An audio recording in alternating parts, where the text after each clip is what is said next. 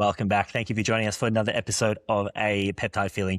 Just before we hit record, we were actually saying we might we might change this to a political feeling, and this is going to be our new political podcast. But maybe not just yet. Not yet. Not yet. So we do have another episode where we're talking about peptides, and this is actually a topic that we've been talking about for a little while now, just behind the scenes. You guys don't know we've been talking about this, and what we've been observing is a lot of practitioners who have, I guess, woken up to the fact that, hey, this peptide thing isn't going away. And these peptides seem to kind of be pretty interesting, and maybe they are able to help people. And they don't really know what to do with that. Yeah. And maybe there's practitioners who've been working as practitioners for years, maybe even decades, and they're kind of wondering, should I be talking about peptides? Should I be using peptides? Should I be against peptides? Where do I stand ideologically on this? And, I actually think that's an interesting, I'm not going to make this philosophical. I know, Dave, you've told me not to do that. I'm not going to do that. But I had this same sort of conflict in myself. Obviously, I've been using, peptides like BPC, GHK, et cetera, forever. But when like the GLP-1s became really big and, stuff like retatrutide was being talked about, initially I had concerns over what impact these things could have on gut health. And most of those concerns have been, I guess, allayed. I don't really feel as concerned about that, especially with more, lower doses and stuff like that. We'll talk about GLP-1s at another point. Mm-hmm. But initially, I kind of had this ideological sort of feeling where I was like, well, hang on, am I just concerned about these GLP-1s because of this potential impact around the gut, or is there something else going on there? And I kind of had to like self-examine and see, what was it I don't feel quite comfortable about here? And I think for a lot of people, some of these peptides, stuff like GLP-1s especially, are almost put into this almost like anabolic sort of category where they're like, oh, it's kind of like steroids. It's kind of like, it's a bad thing. It's a dirty thing. It's naughty. And I think people have this like almost moral opposition to peptides, or at least they're wondering whether they should.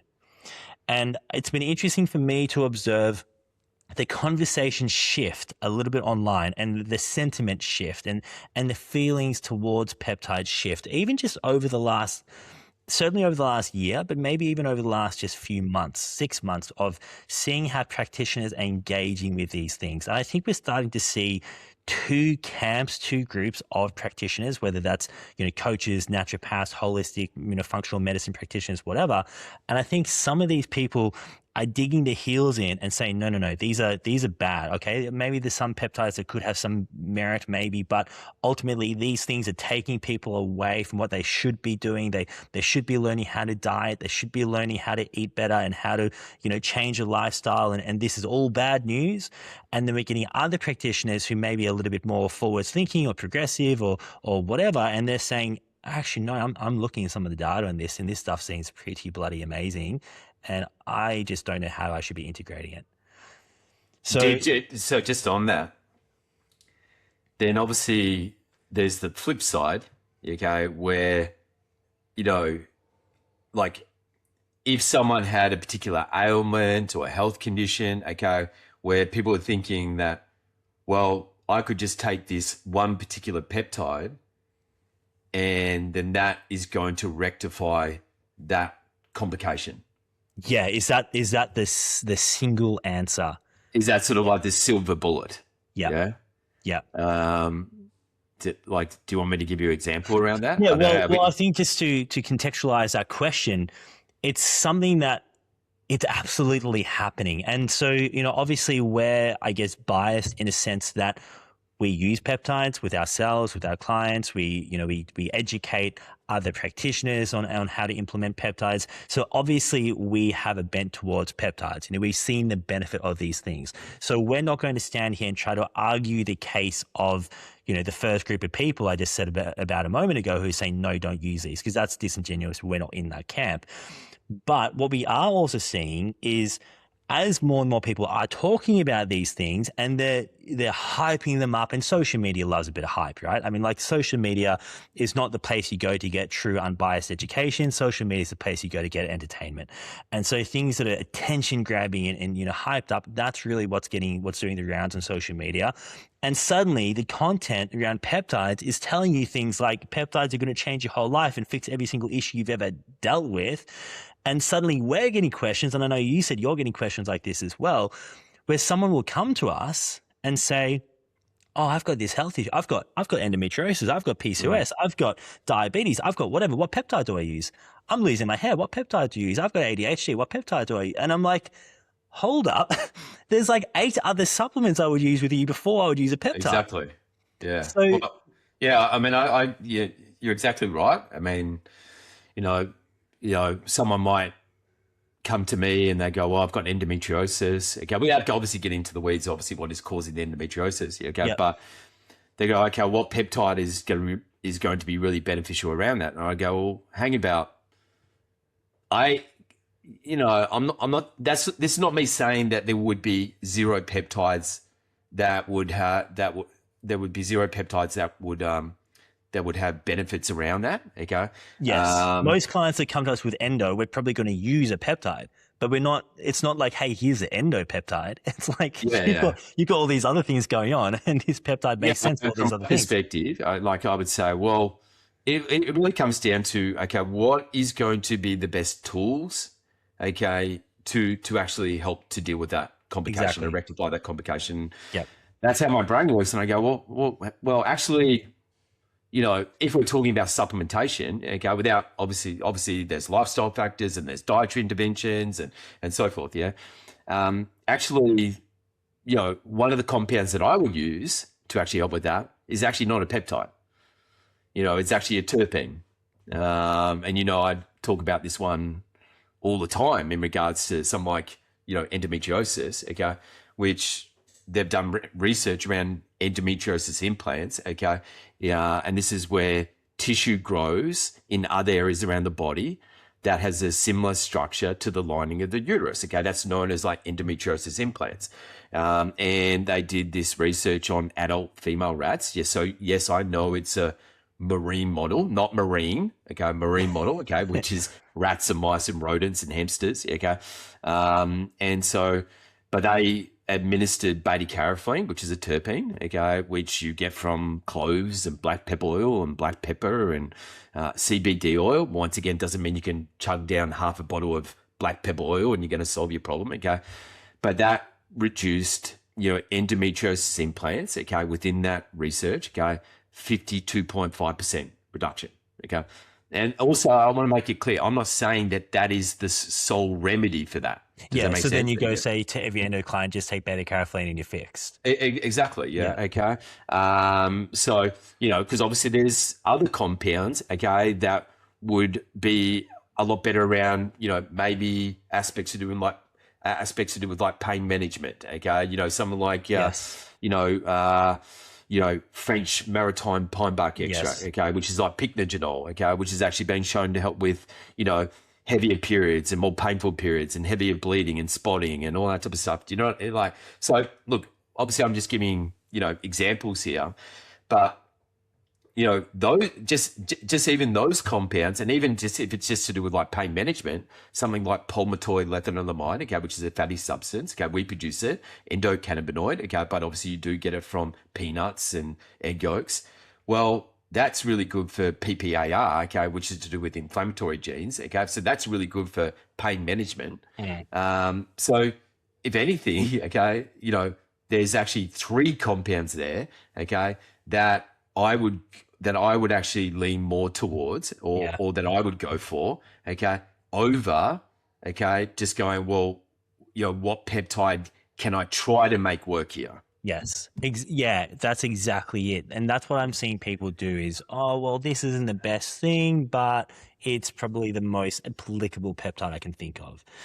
And so I think the danger is people are turning peptides into, you said the magic bullet, a silver bullet or whatever, and making it sound like this is all you need.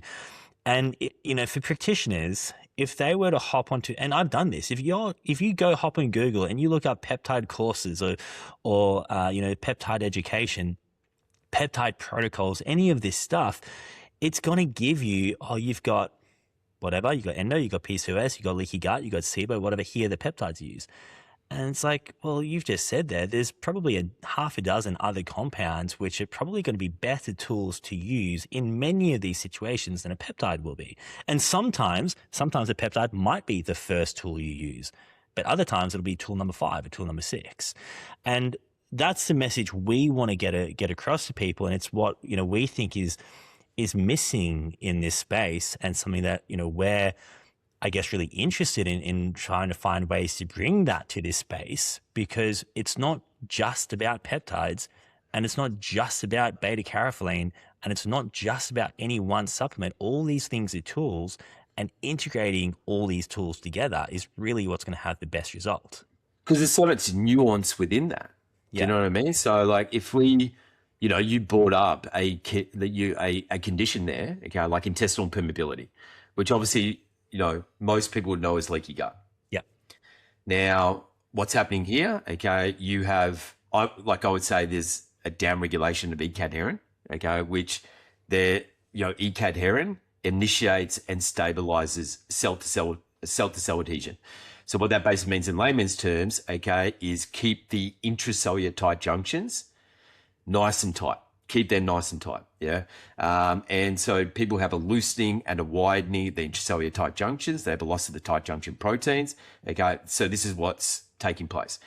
Now, in this instance, people would go, okay, what peptide is going to be really good if someone has excessive, paracellular activity, or they have too much intracellular activity? So leaky gut, intestinal permeability. And one peptide that is obviously really good around that is like BPC 157. But we would also, just to reiterate, okay, we're not saying that BPC 157 only has benefits around that, okay, because we would say if you have too much transcellular activity, it's going to have benefits around that as well, okay, because if you look at the research around like BPC 157, which was derived from human gastric juices. It's 15 amino acids. Okay. Well, there's stuff around BPC 157 helping with IBD, inflammatory bowel disease. Okay. And that was in conditions such as ulcerative colitis. Okay. So severe damage to epithelium in the large intestine, and even helping with things like intestinal swelling and aspects around preserving colon health. Okay. But and obviously helping, yes, okay, with too much intracellular activity, paracellular activity. Okay, so is that you're talking about the anima study there, or are you talking about animal studies? Yeah, I'm pretty sure that was like within. I think that was within animal models. Okay, because there is also a human BPC study with ulcerative colitis where they used, it was like basically an enema BPC. I don't know if you've seen that one, but it had benefit around disease state, but it's hard to find the full results for that. But it seems pretty interesting. I've never tried a BPC enema, but it's an interesting way of delivering it. No, I don't know if I have seen that literature or research. Yeah, no, but I'm not in relation to that one. Sure. Yeah. But I guess my obviously, my big point is there's so many different factors that you need to consider when it comes to something like hyperpermeability or leaky gut. Okay, so for example, if there's a downregulation of E-cadherin, well, then you've got to look at what dietary interventions, what even like supplements can actually help with a upregulation of E-cadherin. At the same time, it doesn't mean you need to chuck every single thing. Sure. Okay, that would actually help with the upregulation of E-cadherin. Okay, but there's certain compounds. So, for example, like D-limonene, okay, which is a terpene, you get that from the rind of like oranges and lemons and limes and citrus. Okay, but if you look at the research around D-limonene treatment, okay, that significantly increase ECAD heron expression. Okay. And then there's dietary interventions around that. Okay. Because you've got hydroxycinnamic acids, and examples of that would be ferulic acid, caffeic acid. Now, yes, you could take caffeic acid as a supplement, okay, but the bioavailability is not that great. So it really has to be a dietary intervention. And caffeic acid is very high in things like chokeberries. I'm not saying that people need to have chokeberries, okay? Chokeberry is a little bit like a blueberry, but you can only really get them from like northern US and Canada. But also caffeic acid is high in brewed coffee. So that's a potential dietary intervention that you could use. And the other factors would be, okay, what is creating, okay, or what is exacerbating that type of damage? So, for example, like bacterial byproducts, like obviously we talk about all the time, like lipopolysaccharides, okay, obviously produced by, negative gram bacteria or gram negative bacteria, okay. Now, obviously there's different types of like LPS, and we talk about this, okay. So you've got certain types of LPS can actually help with immune parameters in children, can actually help with B cells, your ability to recognize foreign antigens and foreign material.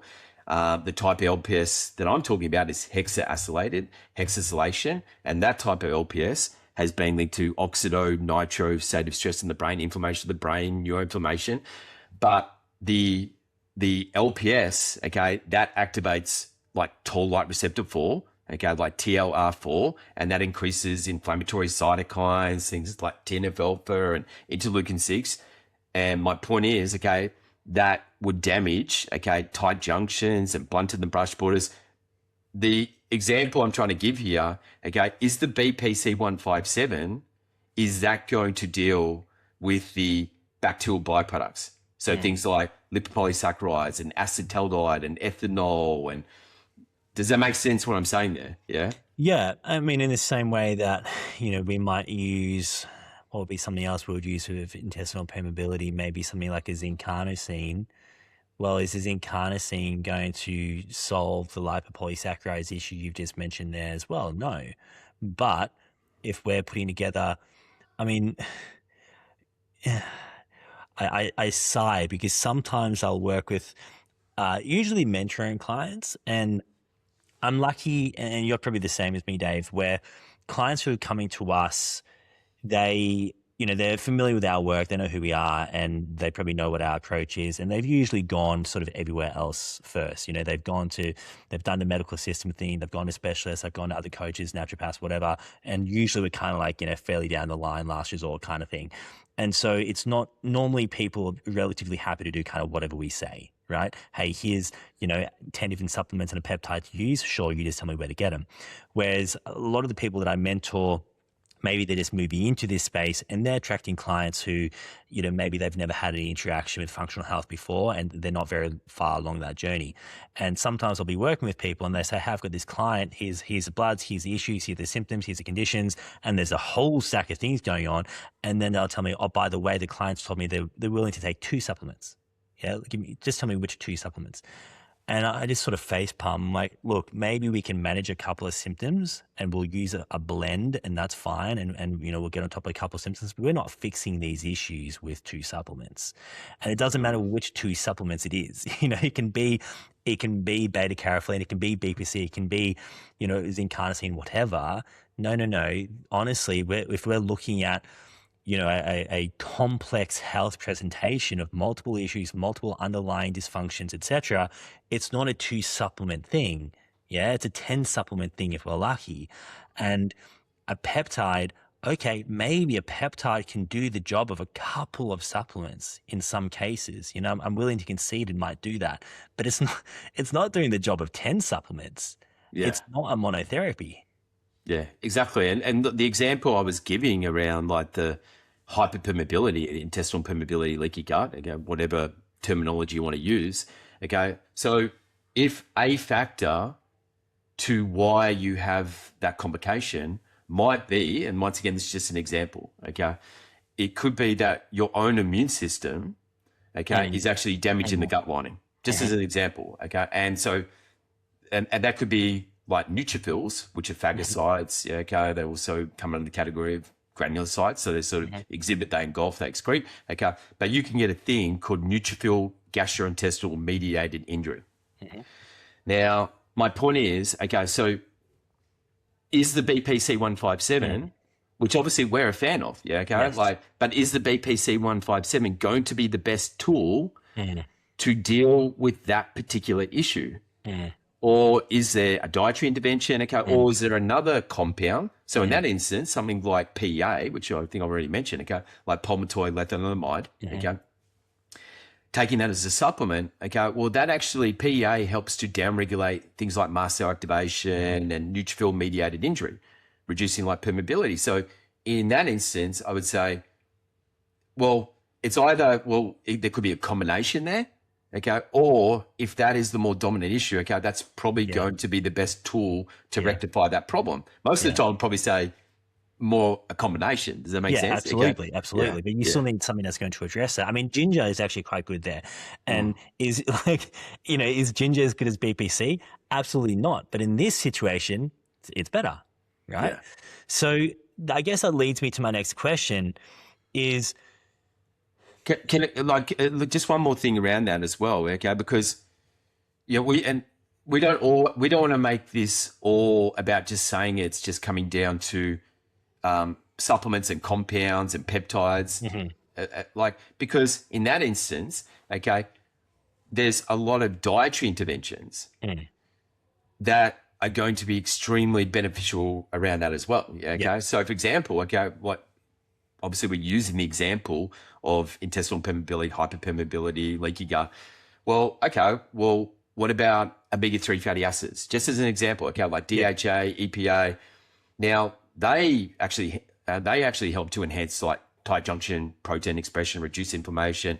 So then that comes down to, well, yes, there could be supplemental, like something like a cod liver oil, okay, but just introducing more omega-3 fatty acids coming from your nutrition, okay, and obviously what are some of the highest sources of omega-3 fatty acids? Well, it'll be things like mackerel and wild salmon, okay. Obviously, yes, it can be a quality issue there, okay, but things like sardines and anchovies and salmon roe and caviar, obviously that's a little bit more expensive, okay, but herring, okay, but you understand my point, okay, like there's even things like, luric acid and capric acid, like, medium chain fatty acids that you would get from like coconut oil and MCT oil, okay, that can reduce inflammation in the tight junctions, okay. So, I mean, obviously there's many examples we could give there, okay, but once again, it comes down to, is the BPC 157, okay, is it going to cover those bases? Yeah. And it's almost, as you were saying that, it was making me think, I get agitated when I hear people say food is medicine. And I agree with that statement to an extent. And I actually put out a post basically saying that not long ago. And I agree that there's medicinal value to foods. And like you've just said there's situations where we can harness particular foods and have a significant health benefit. But if you're presenting a client who's got half a dozen different health issues and you say, I'm just going to fix this with food, good luck. Like maybe in like 5% of cases, maybe you'll make some headway. But really, if you want to get there 10 times quicker, you're going to add supplements into it. Yeah. And that's it. Like, can I just give obviously I'm giving a lot of examples here. Yeah. Okay. So, and this is just about like, particular compounds that you would find within these foods. Yeah. So, when we caught up in Newcastle, going down memory lane here, we were talking about a particular compound called pterosilbene, which you actually get from blueberries, yeah. So then people could look at it and go, well, okay, so something like pterosilbene actually helps with, like it's to do with like synapses, so this is to do with like neurotransmitters, and like synaptic expression, so now you could look at that and go, well, I'm eating the blueberries, that's going to help with the that's got pterosilbene, and then that's going to help with the synaptic expression, it's going to help like neurotransmitters. But the amount of blueberries that you would have to eat to get the amount of pterosilbine to actually have that benefit is you're just going to be sitting there eating like a kilo of blueberries. Just as an Exactly. example. Yeah. And again, that doesn't mean you can't get any health benefits of any foods, but I mean, A, how many foods can you be eating that volume of to get those specific therapeutic benefits? And B, sometimes the potency just is not going to be comparable to supplementation. And I guess in that same sort of hierarchy or level where it's like, hey, food is going to go a long way, but you're going to be really limited if that's all you use. It's kind of like, well, supplements are going to go even further, but you're going to be a little bit more limited to what you can achieve than if you're also going to use peptides, right? Like it's for me, it's almost like that hierarchy where supplements are, often, like you've just said, there's cases where supplements are going to be more important, the tool you're going to pull out first before peptides. But I do think on top of your supplement protocol, peptides are really that icing on top of the cake, when in some cases they can just exponentially, expedite that process. They can just speed things up. They can just, take you to another level than you would have been able to achieve, just with supplementation and diet. So the next question I've got there is, we don't want to make peptides appear to be this next sort of, the fix all of every single issue like we've talked about. But at the same time, I'm hearing people say things like, I don't know if you've seen these posts, Dave, where people will say, if you take peptides and you don't do this thing, or you don't take this supplement alongside it, they're wasted. I'm seeing so many posts like this at the moment where it's fear mongering. This peptide will not work if you don't take this thing. And then it'll be some obscure thing that I've never used with a client in my life. And I'm like, okay, I beg to differ. I'm pretty sure that it's still going to work if they're not taking bloody, I don't know, M&M or something like that. So what do people need to be taking alongside peptides for them to actually work effectively? Are there supplements? Are there nutrients? Are there other things? And there are. We've talked about it. You've mentioned it. But what's going to enhance the efficacy of peptides? Yeah. So, I mean, obviously, I feel like we've covered, some of those aspects. Okay, like in terms of what dietary interventions. Okay, look on that. I would say it's going to totally depend on what ailments, what conditions is the individual dealing with. So once again, I'm just going to give an example. Okay, so let's say if someone's got like a IBD condition. Okay, so got inflammatory bowel disease. Okay, now once again, this is me just giving an example. So let's say if someone had, ulcerative colitis, could be like colitis, one peptide that is really beneficial around that, GHKCU. Yeah. Now, obviously you look at the research. Okay. So GHKCU has demonstrated, when they induce ulcerative colitis in mice. Okay. So this was a mice study. Yeah. And then they induced the ulcerative colitis, and they showed the GHKCU demonstrated therapeutic effects around that. Okay. And so it promoted like mucosal healing and enhanced like tight junction protein expression, and even reduced the number of like Th17 cells, which I'm not saying Th17 is bad. Okay. But Th17 can increase interleukin 17. That can create neutrophil recruitment. And obviously you can have a thing called neutrophil gastrointestinal mediated injury. Okay. I'm not going to, keep on going down, the rabbit hole of like, okay, if you've got an IBD condition, all the benefits that you're going to get from something like GHKCU. But my point would be is, okay, if we look at something like ulcerative colitis. So yes, okay, you're getting the benefits from the GHKCU. Yeah. But we need to also understand, okay, so ulcerative colitis is a goblet cell issue. And obviously the University of Gothenburg showed there was a particular defect in a certain type of goblet cell. There's different types of goblet cells, and that was a catalyst to ulcerative colitis. Yeah. So then how my brain or mind would work, okay, is, and so for people who don't know, okay, like goblet cells They are in charge of a process of sampling, and that is the sampling of dietary substances. Okay, so they keep regular microbiome, they deal with invading pathogens. Okay, but really, in most basic terms, they help to maintain gut tolerance. Yeah. So that you're not responding poorly to the foreign antigens and the foreign material within the food that you're eating. And if you actually look at something like ulcerative colitis, something like diverticulitis, diverticular disease, like all those conditions, the individual and the patient cannot maintain gut tolerance. So ultimately, we would say that's a goblet cell issue. Okay, based on literature and research, yes, it could be like dietary interventions as well, okay, but what compounds are going to be far superior when it comes to goblet cells? And, one compound that actually helps to maintain goblet cells is boswellic acid, or AKBA, which is Boswellia serrata. Yeah, then you've got beta-carotene, which is a terpene. That was actually shown to increase the abundance of goblet cells, okay, and it actually increased the number of goblet cells within the intestinal crypts, okay. And then also you've got something like berberine as well. Like obviously, I don't need to. Sure. Does that sort of like give a good example around obviously the question that you asked? Yeah. So in the case of ulcerative colitis, is saying, well, you might be using GHK, maybe you're using BPC, whatever. But for this, it's not that these things aren't going to do anything, but they're going to have a more significant impact in the case of UC if you're also adding in these compounds that are then helping with the cells that are damaged in the case of what this issue is, so the goblet cells in the case of UC.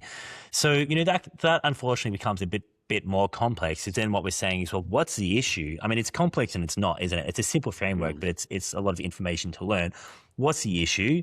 What's the dysfunction associated with that issue? What are the cells that are compromised or damaged? What's the damage that's associated?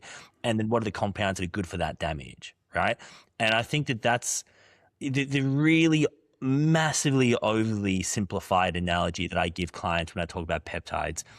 And in particular, in the context of BPC, this analogy is not necessarily going to land with other peptides because they function differently, like GHK, which is more, gene modulating. Mm-hmm. But when it comes to something like BPC, I would say, look, if you imagine you're building a house, ultimately what BPC is doing, it's like it's giving you an extra 20 laborers to build your house. But you still need the bricks, you still need the wood, you still need the mortar, you still need all those materials. Yeah. Yes, BPC is going to speed up the healing process of the leaky gut, the injury, whatever we're using it for. But we still want all of that substrate. We still want all the fuel, all the nutrients, all the materials there. Yeah, if I'm not giving you, the zinc carnosine, I'm not giving you the vitamin D, I'm not giving you the collagen peptides, I'm not giving you whatever, it's going to limit the efficacy of the BPC. It's still going to have benefit. Absolutely. It's still going to help with, creating blood vessels and going to help with inflammation, whatever else. But are we harnessing it to its full capacity? No, we're not. Does that sort of make sense? Would you see it in a similar way? Yeah, for sure. I mean, do I have much to elaborate on that? No, probably not. I think it's a pretty good breakdown.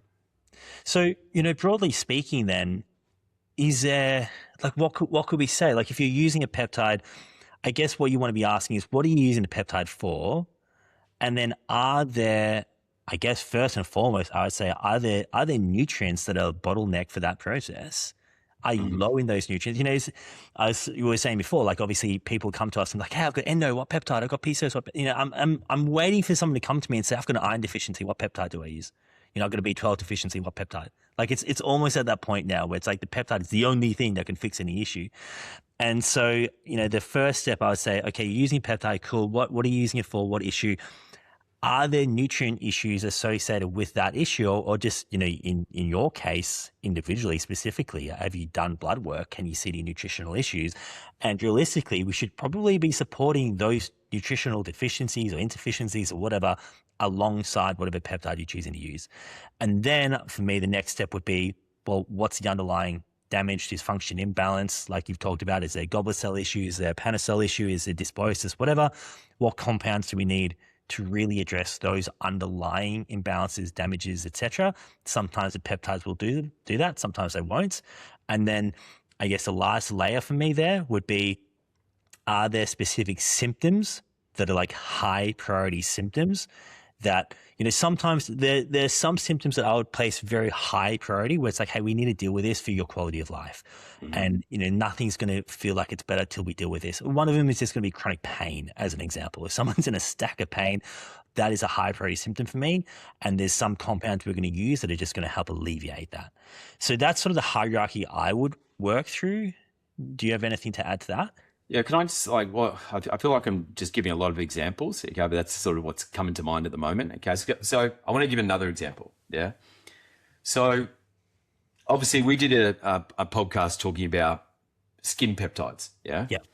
So let's say, obviously I'm just using this skin disorder as a bit of an example. I mean, obviously there's many skin diseases, skin disorders, Sure. okay? I generally say probably one of the worst, I'm sure you would agree with me around this, okay, would be something like psoriasis, yeah? Okay, where people have like raised plaques, scales, they have terrible like swelling and stiffness and pain in the joints, and it's definitely one of the harder skin disorders to make inroads into. Okay. Now, if we go now, obviously there are, and we've spoken about, there obviously are skin peptides that would actually help with aspects around like the aesthetics. Okay, like obviously, would GHKCU, would that, because obviously it does help with stimulates like wound tissue production of type 1 collagen. Okay, and then obviously there's stuff around benefits around the effects of skin fibroblasts. Yeah, okay. Which they're key cells that actually help with skin regeneration process. So, no, based on those things, okay, would something like GHKCU, okay, obviously you could apply that topically, okay, obviously it could be, injectable, subcutaneous, yeah, okay. Now, would that have benefits around, the aesthetics of the skin disease, of the skin disease, of the skin disorder? Okay, there definitely would be benefits around the aesthetics of it. Okay, the point that I want to get across, okay, is fundamentally, okay, what is the root cause of why the person has that skin disorder? Okay, so now obviously there's a lot to this. I'm not going to give you like every single potential culprit. Yeah, okay, but if you look at it, what they say, like half of psoriasis patients in the study had increased intestinal barrier permeability or leaky gut. Okay.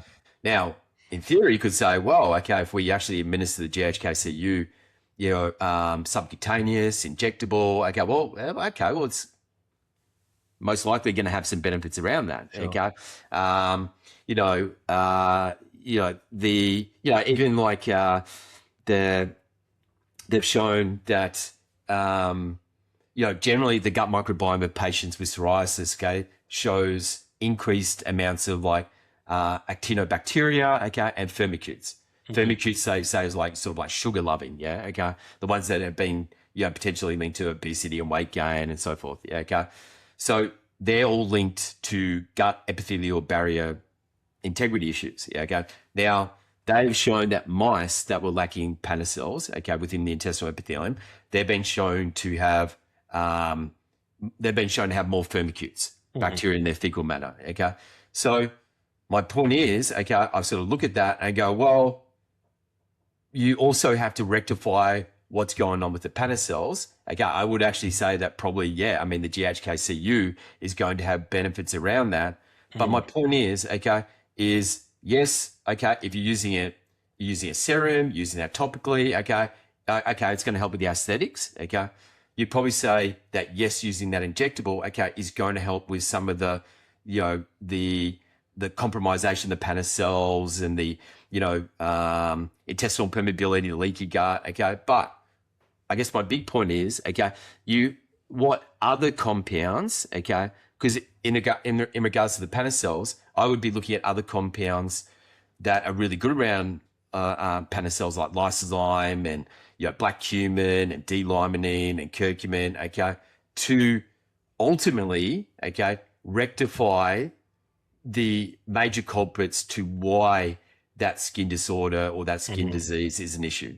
I know that's that's a long example, okay, but hopefully you understand what the point that I'm trying to get Well, across here. Okay? I think it's actually it's helping almost place these things in different categories in my mind. So I guess where I'm arriving actually through this conversation is, hypothetically, say we lived in a parallel world and there was a million different peptides and each peptide did something different, and every single supplement we have at this point in time, we had a peptide that did what that supplement does but a little bit better.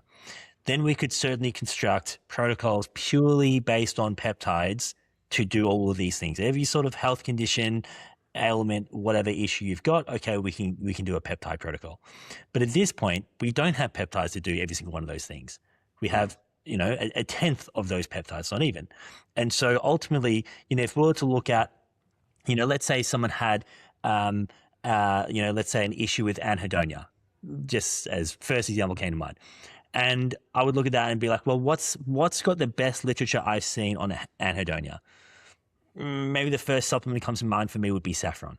Okay, so I'm going to say, well, I'm going to use saffron in this case. Could BPC help? Yep, potentially. There's some interesting stuff around BPC and dopamine. Okay, maybe. But for me, saffron is edging out BPC. So that's going to be the first thing that I reach for in that situation, right? But there might be another situation, let's say modulating MMP activity in terms of like collagen breakdown, collagen synthesis. What's the best thing for that? Well, for me, I'd say GHK is the best. What's going to be second best? Dotacola is pretty good. Pycnogenol is pretty good. The Boswell, all these other things are good as well. But the best one for me is going to be GHK. And so ultimately, I almost don't think peptides should be in this category by themselves. I understand the function, the way the mechanism is different, but we should just be equating them or comparing them as a tool against all these other tools we've got. And so we've got this one issue. There might be a client who presents to us with 10 different issues we're trying to support, okay? And I don't mean 10 different conditions. I mean, you've mentioned, okay, there might be goblet cell dysfunction. There might be, let's say yeast overgrowth. There might be, whatever, 10 different things that we need to support. And what we should be doing, in my opinion, is ultimately working through each of those systematically and being like, what's the best thing for this? What's the best thing for that? And some of those are going to be peptides. Some of them are going to be supplements. Some of them might just be lifestyle. Some of them might be food. And then, well, even what I was talking about with the psoriasis, okay, because I want to make it clear, I'm not saying that the things that I talked about they're the only factors. Does that make sense? Okay, for a particular individual, okay, I mean there is some stuff around heavy metals, yeah, okay, things like barium and I think it's cesium and antimony and uranium and cadmium. Okay, so in that instance, okay, like maybe certain compounds, okay, that could be really good around like as a bit of a GI binder, okay, and really good for heavy metals, especially something like cadmium, some like integrapectin or modified citrapectin, okay, for that particular individual. That's the point that I'm getting across. Okay, based on the blood markers and biomarkers and the additional information that you've got, okay, maybe for that individual, okay, it could be a little bit more beneficial and make more inroads into that. Okay, even molybdenum, okay, they've identified molybdenum, okay, as was identified as a protective factor for psoriasis. Okay, so once again, I'm not saying molybdenum, okay, is the answer to rectifying the psoriasis. Yeah, and the only thing they're going to use. Yeah, and like, okay, and also, I said that, okay, GHK Cu could, that could help with the aesthetics, okay, but then also, something like neem, okay, even having that orally, okay, it's really rich in a thing called nimbidin, okay, and nimbidin, okay, which is a triterpenoid, secondary metabolite. Well, that's been shown to help with psoriasis, like minimizing psoriasis area and even psoriasis severity index. Okay. Now, if that individual also had, complications like motility issues, gas exchange issue, struggle with like indigestible matter, high fermentable food. So some like small intestinal bacterial overgrowth. Well, then maybe some like neem. Okay, like you understand what I'm saying there, yeah? Okay, like that. Yeah. Like my point is, there's so much nuance. You've got to weigh up all those factors. Okay, and it does like. I guess what we're saying, okay, it doesn't always mean the peptide is always going to come out on top. Yeah. So I think this is probably the unsexiest answer we could give, because ultimately where we've landed is you need to know what it is that you're trying to achieve. And then ideally you need to know like which tool is best in that situation. Like this is not an easy answer, because we can't just say, hey, go learn about these 10 peptides and then you've got 10 different tools and you just pick the one tool no, we're saying there's hundreds of things here that could be worth using. And, we want to try to pick the one or two best ones in those situations. Yeah. So, this is an what would you say? It's not a very satisfactory answer. I don't think people are listening to this being like, oh, great. It's not sexy. No, it's a lot of hard work. We're not giving people an easy answer here. And I didn't know this was where we were going to land when we started recording. And maybe I wouldn't have suggested this episode if we knew it was where we were going to land, because people are going to get 45 minutes in and be like, what? You've just told me to go learn about 100 different supplements? Okay, great. I thought this was going to be an easy one where you're going to tell me just the five peptides to use. So it's not easy. It's not straightforward. And, like, to be honest, I think that's a worthwhile point to make as well. I get clients come to me, mentoring clients, and they say to me, I want to learn blood work. And I say to them, are you sure you want to learn blood work? Do you know how long it takes to learn? You're not going to learn blood work in a week. Are you positive this is something you want to do? And sometimes I realize that they don't. And they're like, actually, I would prefer that you just do the blood work interpretation for my clients. And that's fine. I'll do that. And then other times I get clients who are like, no, I really want to learn. And it's like, okay, but just so you know, the quickest I've seen a mentoring client get an adequate handle on bloods, and this is through, mentoring weekly, like more than weekly, because the way my service works, they have contact with me every day if they want. And we would be doing multiple case studies every single week. The quickest I've seen a client get adequate at that would be about a year. And I often say to myself, or I'll say to people when this conversation comes up, if when I started doing this, when I first walked into that blood work course with you almost 10 years ago, 8, 9, whenever it was, years ago, if I knew then how much effort and time investment it would take to get good at blood work, I don't think I could do it again. I think it would be too daunting a task, and I don't think I would have the motivation to do it. I'm glad I did it, but at the bottom of the mountain, to know, oh my God, that's how far I have to go, I don't think it'd be worth it. That's pretty demotivating. I'm not trying to be demotivated. I mean, because we talk about it all the time. Like people, they ultimately don't like the nuance. They don't like the grey. Yeah. Yeah. And I think this is a really interesting conversation, okay? Because even in relation to peptides, okay, wouldn't you agree that a lot of time, there could be like particular mechanisms to do with a particular peptide, okay? Mm-hmm. And would you agree that sometimes it can be very surface level to what the practitioner or what the individual understands about that peptide is in fact doing. Understands about that mechanism, okay? Yeah. I mean, I know we've spoken about this already in one of our peptide podcasts, but I have to bring it up again. Yeah, okay. I just really do, because it's just one that's just really winding me up. Yeah, okay. And so people just I had people send me a podcast episode, the snippet of this podcast episode, in my DMs, in my inbox, like just sending me this snippet. Okay. And obviously what I was talking about is angiogenesis. Yeah. Okay. Yeah. And, peptides. Okay. That, you got to be careful because like angiogenesis. Okay. And, there could be this link here with cancer. Okay. Yeah.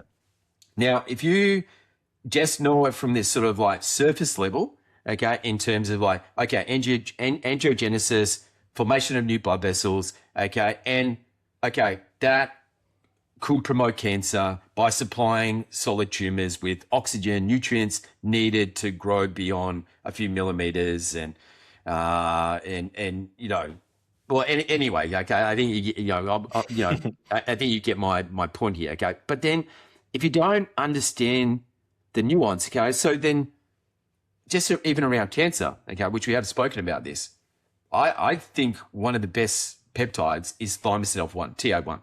Yeah, okay. Yeah, absolutely. Okay, because it targets toll-like receptors. Yeah, okay. And obviously, I've mentioned this. Okay, toll-like receptor 4. Okay, and activation of toll-like receptor 4. Okay, has been linked to things like breast cancer and sarcomas and lung cancer. Okay, anyway, I'm not going to go further down that rabbit hole. Okay, but this is the thing. Okay, so so you look at it. Okay, and so based on the research, TA1 can inhibit the migration and invasion of cancer cells, okay, that would basically overexpress a protein to evade the immune detection, okay? So it's generally considered to be a really anti-tumor agent, okay? And TA1 suppresses proliferation, induces apoptosis, which is programmed cell death in breast cancer cells. But guess what also TA1 does? That's been shown to stimulate angiogenesis. In a subcutaneous model, okay? And that was when administered topically, injection, okay? Because guess what it does? It accelerates wound healing. So you could, I know, I sound like I'm getting a bit wound up here, okay? But do you understand? Like, if people, they're not really even bothering, okay, to really understand that mechanism, okay? I mean, I think honestly, I think people are just riding the peptide hype and using the interest and then latching onto something that they think is probably able to, get attention. The cynic in me thinks that's what's happening in most of these situations. But, to your point, yes, it's easy to identify one mechanism and then blow that out of water and not look at it in the context of what else is happening, what else does it do, how else does it work? Which kind of goes back to my point where I was saying, I was giving everyone this motivational speech about getting into blood work, where ultimately peptides work in this way where you can't expect to just come out of, reading a Instagram post on BPC and feel like you're an expert and you can now confidently use that with clients. Can I give you another example? Okay, how this is a little bit different to how it could go terribly wrong as well. Okay, so in another podcast we spoke about LL37. Yeah. I think this is a great example. Yeah. Okay.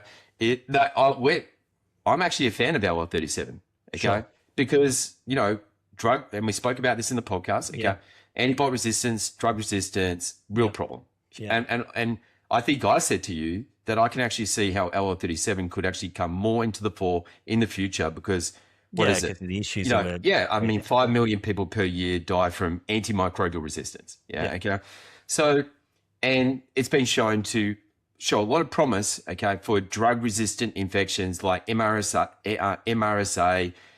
resistant Klebsiella, okay, and so forth. Okay, but this is, once again, if you don't understand the nuance with mechanisms and all that type of stuff, okay, well, you've got a thing called chemotaxis, which basically means migration.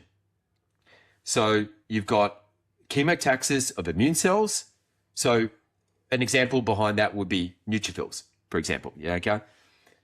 And then you've got chemotaxis of bacteria. Now, the nuance here is that LL37 induces chemotaxis of immune cells, like neutrophils. Now, if someone had immunosuppression, okay, so they had neutropenia, okay, is there going to be benefits around that? Yes, okay. But what happens if someone has something like neutrophil gastrointestinal mediated injury, okay? They have high amounts of circulating neutrophils, okay? They have an overactive immune system, okay? So aspects around like autoimmune, yeah? Do you understand what I'm saying in terms of like the nuance here, okay? So, and someone just goes, okay, this person's got Klebsiella pneumonia, they've got like antibiotic resistant bacterial strains. I'm just going to, administer something like LL37, yeah, okay? But the thing is, okay, the LL37, okay, has inhibition or bacterial chemotaxis or migration. Now, if someone had SIBO, okay, which is, in that instance, okay, because it basically actually helps with inhibition of bacterial chemotaxis. Okay, now something like SIBO, where you have migration and proliferation of bacteria into the wrong location, the gastrointestinal tract. Okay, then that would actually have benefits around that. Okay, does that make Yeah, sense? well, yeah, absolutely. I mean, it's similar to the BPC example you gave. It's just a legitimate example. It's saying, hey, here's a mechanism that maybe you're not paying attention to, that if you were just looking at the one mechanism saying, hey, it's doing this, and you're forgetting about this other thing, if you don't understand that, you could actually be making someone worse. Yeah. The situation where this just isn't going to work, or it's not going to be beneficial, it's going to be disadvantageous, and it's going to be, deleterious to someone's health. So, I guess that's the takeaway is, hey, peptides aren't going anywhere. Peptides have a lot of promise. Peptides can do things that supplements can't do. Peptides can do things that diets can't do. We keep teasing people. We're going to talk about GLP-1s, and we are going to talk about them soon. And the data, ultimately, really, the data is saying that when it comes to metabolic issues and fat loss, these things are doing more than any diet you can imagine. I mean, there's studies where they basically get people to not eat. It's almost starvation. They're doing liquid-only diets, and GLP-1s are performing as well as that. These things work. We're not saying they don't work, but you need to know how they work. And there's other things that, like you might be more effective for certain situations. So really, just like anything, you kind of need to know your craft. If you're going to be using peptides, you kind of need to know how they work. You can't just say, hey, I've heard about this new thing called BPC. Let's do it. Let's use it. And BPC is a more inert option, but there's some, like you just said there, LL37 as an example, where, hey, there's situations where it might not end well. So I want to sort of finish up or wrap up this conversation, but I guess the question I want to end on is, for practitioners who are listening to this, maybe they've listened to our other peptide episodes and they're aware of some of these peptides, and maybe I guess there's two different categories here. Let's answer both of these. So the first category is people who are doing what you've just said. They're doing their due diligence. They're learning about these peptides. They're, going on to PubMed, and they're listening to what people like us and other people have to say about them. And clients are asking them about them, and clients are wanting to use BPC and GHK or whatever. What does that look like to get started, to bite the bullet, to have that conversation with your client? The client's coming and say, I've heard about this thing called GHKCU, and apparently it's amazing for anti-aging. What do I do? How do I use it?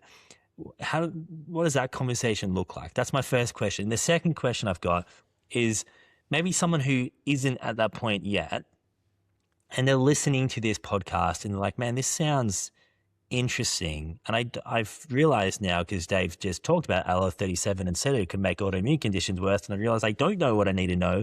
And I thought I did, and I thought I was going to start using peptides tomorrow, and now I don't know how to even get started and what that process looks like. What would you say to that person? I don't know if you have answers for either of these questions, but what are some initial thoughts that come to mind for those two scenarios? Yeah, I mean, it feels like it's almost hard to give like a real direct answer around that. Okay. And while you think quickly, just, disclaimer, there's a whole lot of legalities that go into this. Okay. So, this is obviously not whatever professional advice or whatever. We're not, or health advice or anything like that. And obviously your domestic laws, your local laws, all that stuff, your scope of practice, your insurance, all of that is going to play into it. So obviously that's a given. Okay. So that aside. Yeah. I mean, look, I think that, I know I sort of mentioned this, like, right at the start, okay, is that, okay, what's going on with that individual? Okay, what type of health complications, ailments, conditions are they dealing with? Okay, and okay, what are the best tools to rectify that problem for that individual? Okay, and that's across the board. Yeah, okay, that's lifestyle interventions. Okay, that's dietary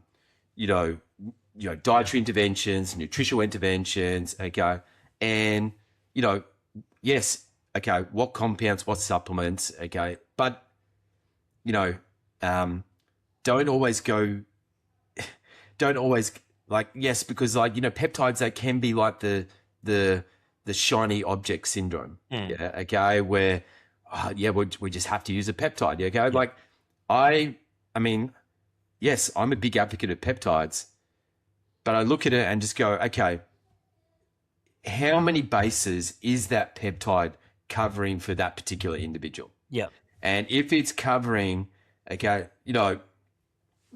just to, I know I've already probably given this example before, but if I got someone who's got cardiovascular issues, they've got severe damage to the gut lining, okay, let's say it's an IBD condition, okay, they've got, let's say on top of that, they've got, they could have like clotting issues, okay, clotting diseases, okay. I look at that and I go, okay, what peptide is going to cover the most bases around that? Okay, you probably know what I'm going to say. Yeah, okay, well, thymosin beta 4. Okay, TB500, 43AA is going to cover the most bases. It's going to cover all those bases. Yeah. Okay, that makes sense from an application perspective. Okay, like that. My thing would be, I just don't think a lot of people, they might be looking at one thing and just go, okay, that's the best. Because they just got a laser focus on this one, this one mechanism, okay, or this one particular condition, and just saying, does that make sense? What I'm saying? Yeah, I just think there's too much of that taking place. Okay, are people really looking at like every single thing and saying what is? And you know what? Guess what? That might not end up being a peptide. Yeah. So to expand on that, I had a consult last week, and the client, I forget what the particular symptom or issue was they were facing, but they came to me and they asked, one of the questions they asked was, what peptide is best for this? Is there a peptide that's worth using for this? And I wish I could remember what the issue was. I can't. It doesn't matter. And ultimately, my answer, I remember that to them, was actually no. Actually, these are the supplements I would like to use. And if you said to me, I just want to use a peptide, I want to know what the best peptide is, this is a peptide that would make the most sense. But it's way down my list of the things I want to use. These are all the things that make more sense, right? And the client was great. And they're like, cool, okay. I just wanted to know if there was something that might have been worth using. And you're telling me no, and that's great. And I think that's a conversation worth having with clients who come to you saying, hey, I've heard peptides are the best thing for this. What peptide do I use? And I think, as practitioners, we should be having that conversation you said there where, hey, actually in your case, there's not a peptide that makes the most sense, right? These are the things that make the most sense. On the flip side of that, sometimes there is a peptide that makes the most sense. And one way that someone could have that conversation, again, this is not, legal advice or whatever.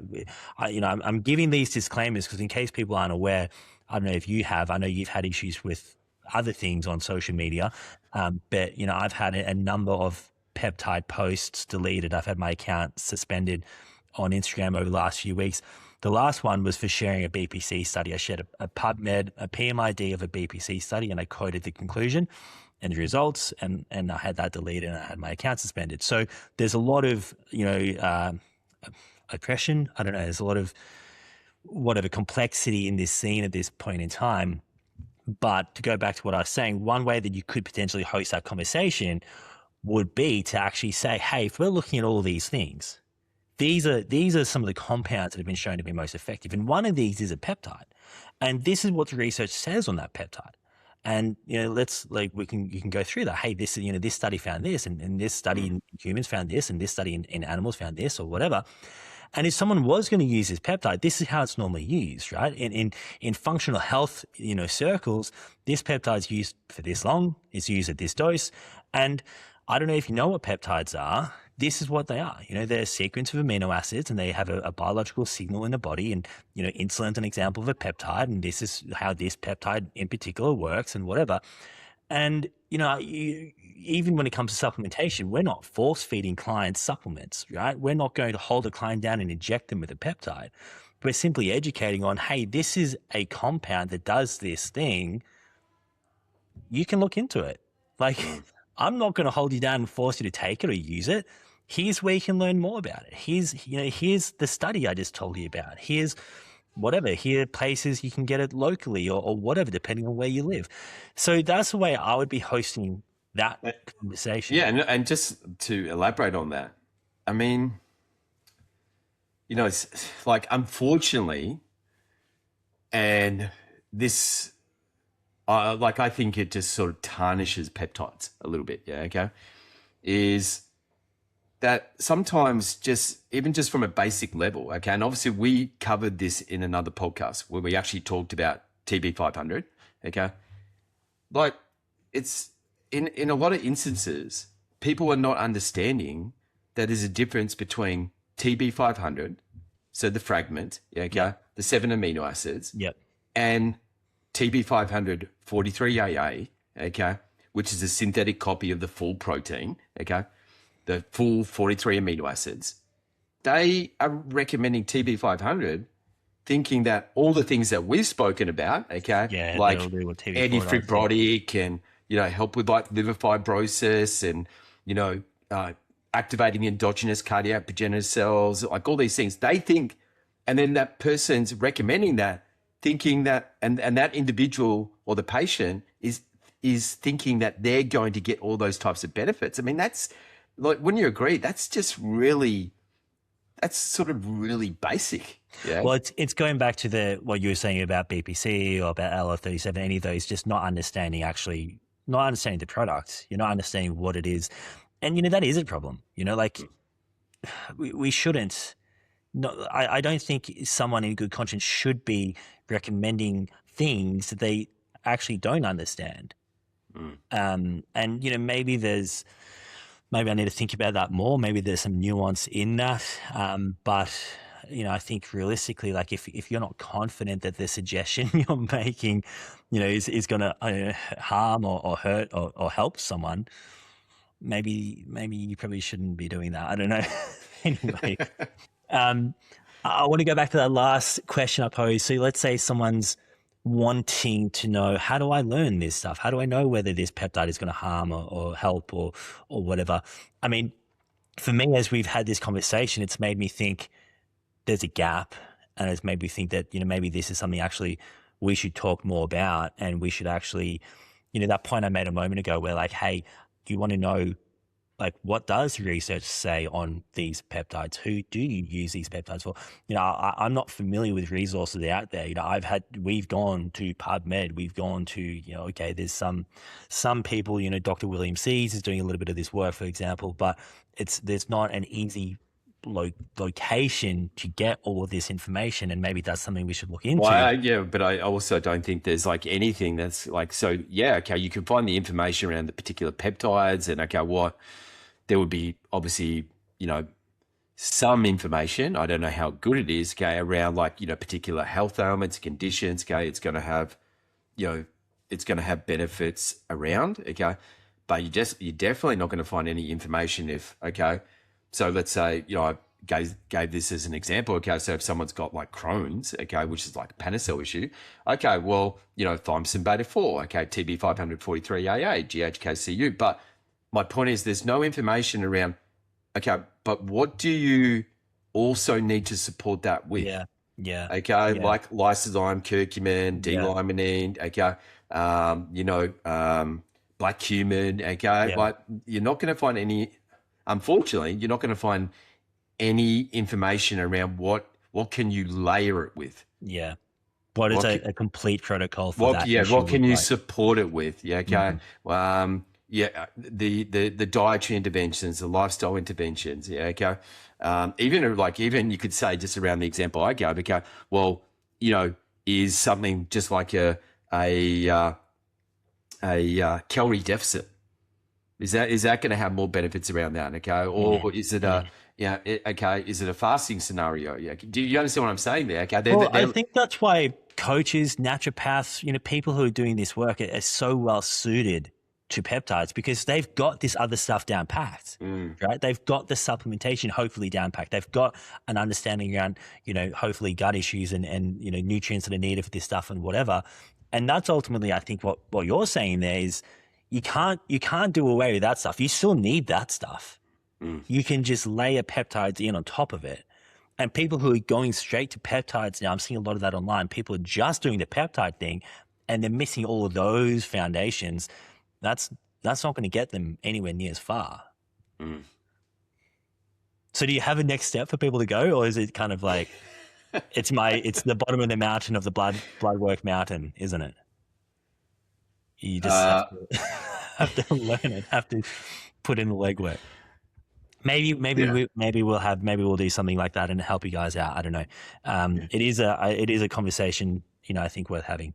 And obviously that's, part of the goal of these podcasts is we want to try to provide some of that education or that knowledge there. But I think it's definitely something that at the moment I don't think there's a clear pathway for people to easily learn this information. And I wish it was. It would save us a lot of time, wouldn't it? There's a gap there.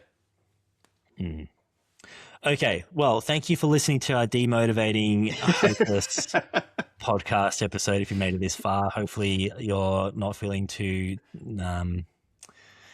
disillusioned with the world, and you can go have your choke berries and your coffee and feel a bit better, or your saffron maybe is a better option there.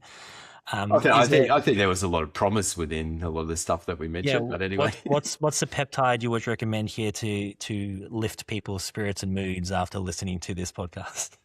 Actually, there probably is a couple that would be worth thinking. What, maybe like Solank? Yeah, maybe like we talked about Spadin. You could obviously go away and listen to the neuropeptide podcast. Yeah. Okay. Maybe that's it. There's a bit of a plug there. Yeah. Okay. That's it. We're going to stop wasting your time. Thank you for joining us for another episode. And I hope you'll continue to join us again in a couple of weeks' time for a new topic. Thank you.